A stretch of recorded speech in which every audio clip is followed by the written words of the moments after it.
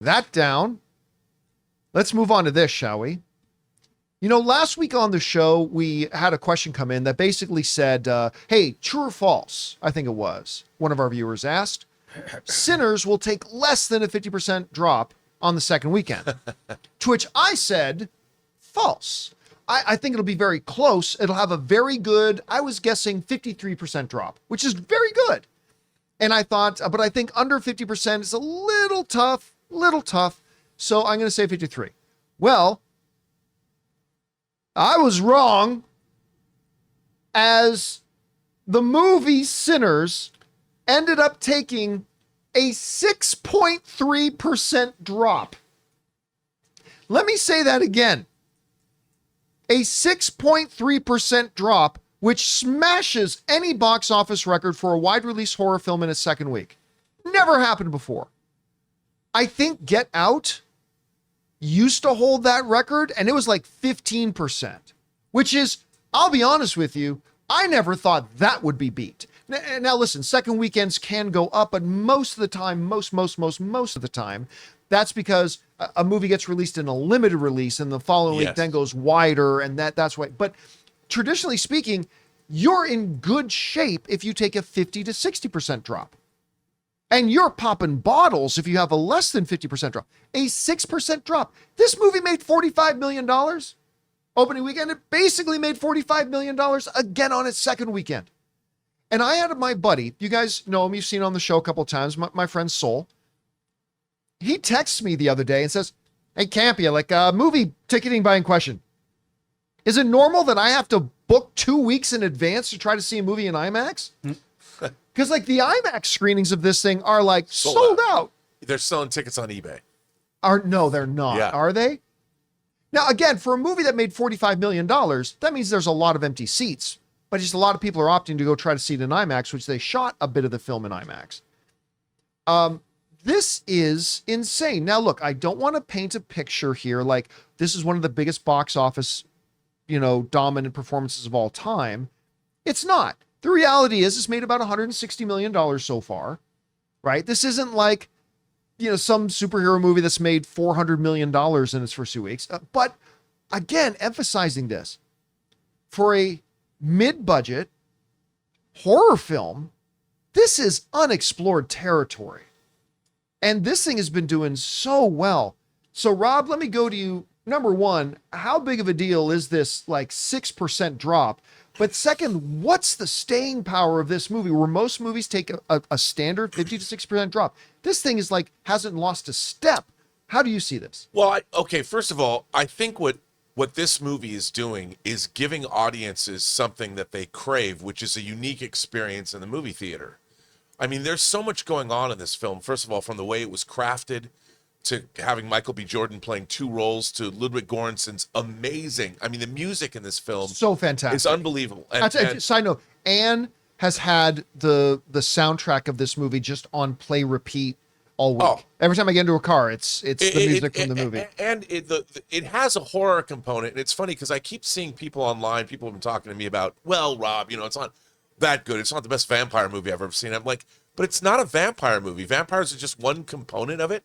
I wouldn't call this a vampire movie. I think this is something, there are vampires in it, but the vampires also are stand-ins for, this movie is a look at America. It's a look at Black culture. It's a look at immigrant culture. It's a look at the Delta Blues and all the mythology that comes around. It's like Robert going down to the crossroads, and making a deal with the devil for his talent. Robert Johnson. Yeah. And you've got the Irish vampire doing a jig or whatever. I mean, there's so much going on in this film.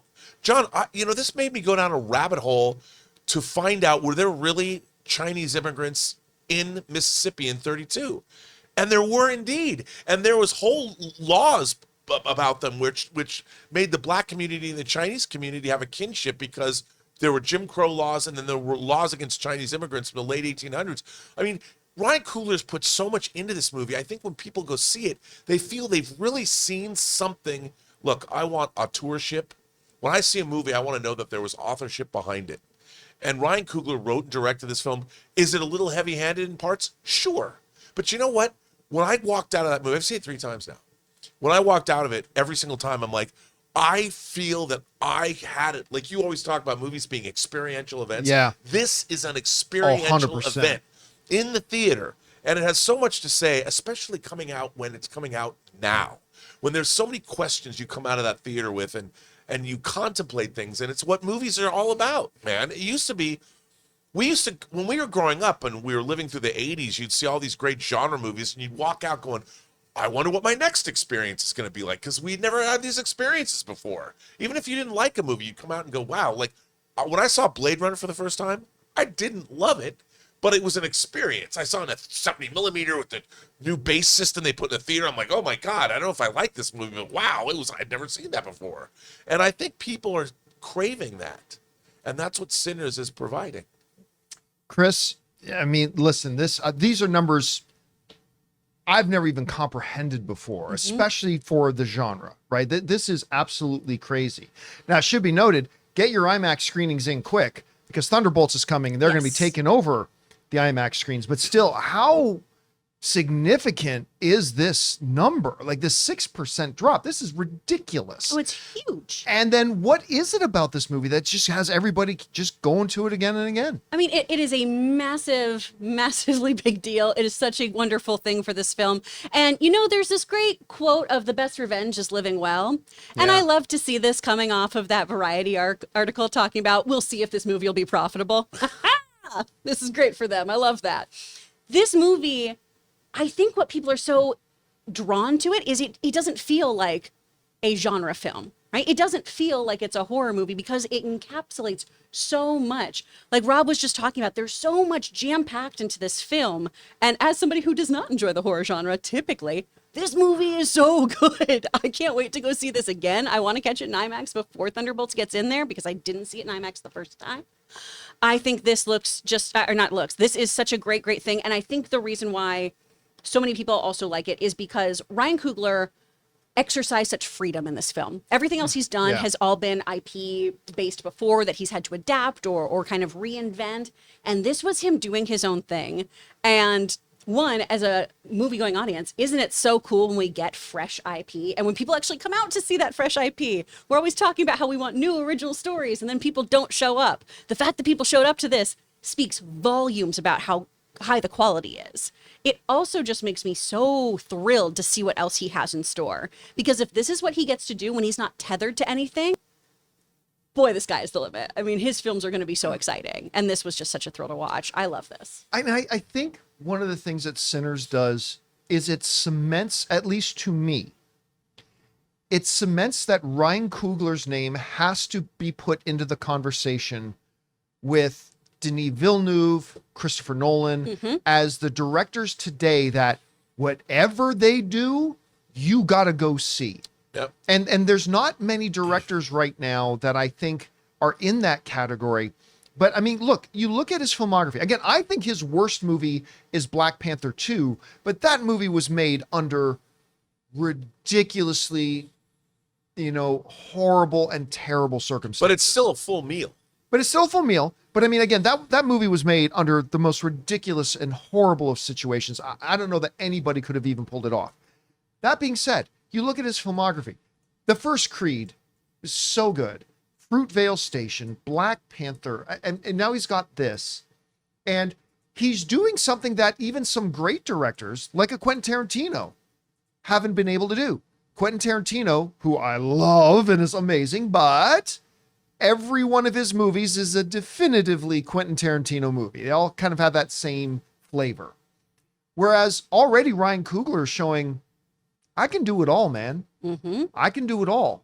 Like a Denis Villeneuve, like a Christopher Nolan. Well, I'd like to see Christopher Nolan diversify a little bit more too, but I mean, I think his name is just up there now. And again, I know this is not a $500 million film, but I mean, for what it is, a mid-budget genre vampire horror film, I mean, it is hitting numbers that we've just never seen before.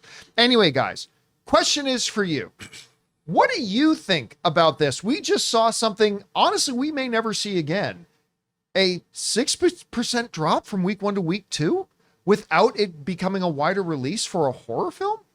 I honestly don't know that we'll ever see this again. How do you feel about this? What's your perspective on Ryan Coogler right now? Whatever you guys think, jump on down to the comment section below and leave your thoughts there. Hey guys, thanks so much for watching this video. Make sure you like the video, leave a comment, and subscribe to our channel. And don't forget, we have a daily podcast called the John Campea Show podcast, available on Apple Podcasts, Spotify, or your favorite podcasting app of choice. Go and subscribe to it today so it'll be there when you need it.